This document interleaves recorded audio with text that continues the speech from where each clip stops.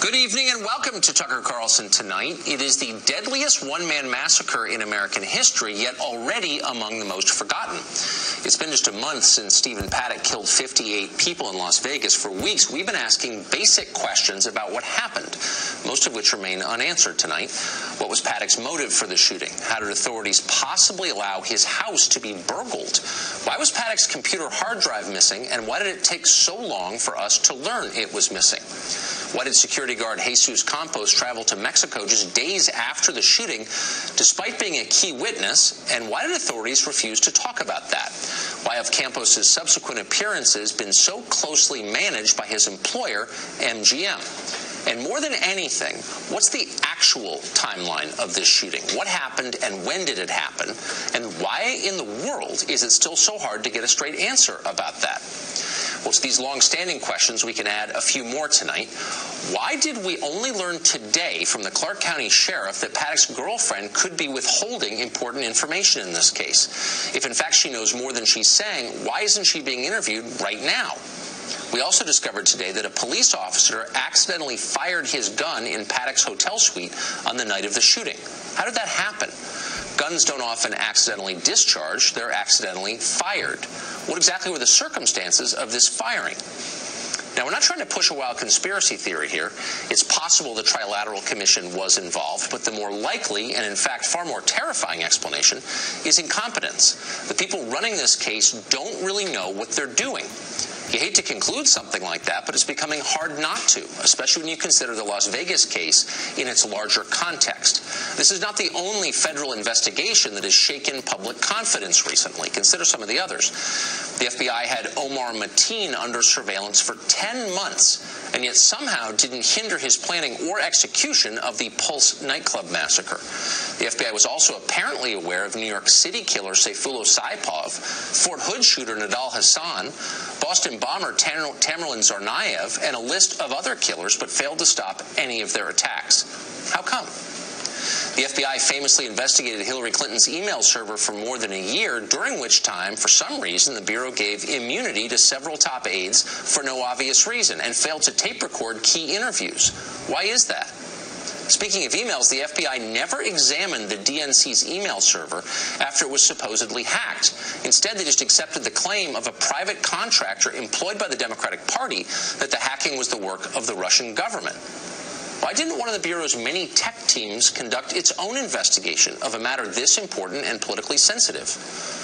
Meanwhile, in case after case, the FBI's supposedly incorruptible white-collar division has leaked sensitive details of current investigations to the press. How does behavior like that restore public confidence in federal law enforcement? It doesn't, of course, and it shouldn't. We have a right to be worried about the FBI. There is no more powerful federal agency in this country. They can read your email, they can root through your bank records, they can break down the front door of your house and arrest you in front of your children. Lying to them is a federal crime. We need to be absolutely certain the FBI is worthy of the power we give them. What is happening in Las Vegas right now is one of many reasons to wonder if they are. Craig Island is a lawyer representing several of the victims of the Vegas attack, and he joins us tonight. Craig, thanks for coming on. You're, I think, one of the few people who's been to the scene of the crime. Yes, sir. And did anything useful come out of that? Did you learn anything? We learned several things. Number one, we do know that the FBI has taken all of the bullet marks and all of the bullet holes and assumed all the bullets. The other thing that was interesting is that all of our clients were telling us that on the night of the shooting that there was nowhere to go. Now, come on. We can see that there's exits in the plans and the maps. And then when you're actually there, you can see that most of the exits were blocked. Many of the exits were behind fences. And there was only really two places in which to escape. And that's very concerning, especially when people got hit and killed 10 minutes after the shooting started. Is there any indication, or have you seen any evidence that the FBI had knowledge of Stephen Paddock, anything about Stephen Paddock before this happened? Well, not yet, because we don't have anything released from the FBI or other law enforcement agencies about him, really. Why is that? I don't know.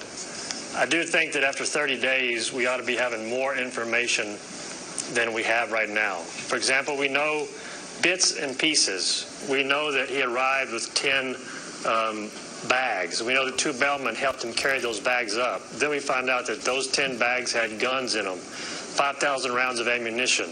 We know that MGM claims to have a if you see something, say something policy.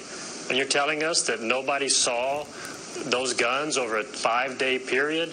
No maid, no housekeeping, no food service ever saw any of the guns? Nobody saw him using power drills in the hallway. Nobody saw him setting up security cameras. These are all things that need to be answered. I know you've asked the same questions, and so are we.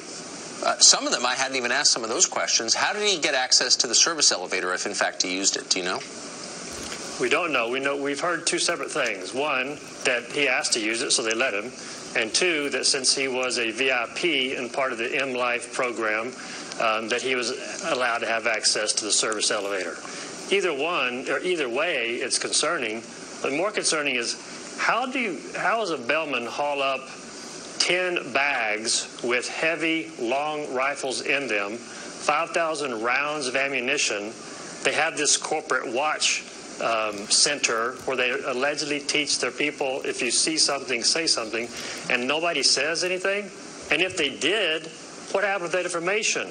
I think that 27 high-powered rifles ought to pique somebody's interest, and that's the questions that we want answered. Have you been able to speak to Jesus Campos? No. Neither have you. No. And it's our impression, just from watching, that MGM has kept pretty tight management of the things that he says in public. Why would you think that would be the case? Maybe they're concerned of what he's going to say. Maybe they're concerned he's not going to stick with the MGM story. But eventually, he will be examined under oath by attorneys in these cases. And so it's going to be important to know the timeline from what he says and from what the other 2. Now we know that there was 2 other police officers on the floor with him prior to the shooting. Those are all questions that have to be answered, and they eventually will. Unfortunately. I'm sorry. What is police officers or MGM security guards? As of yesterday, it was that 2. We knew about Campos, but that there was 2 other police officers from the MGM that were on the floor prior to the shooting, and that's part of the ever-changing timeline.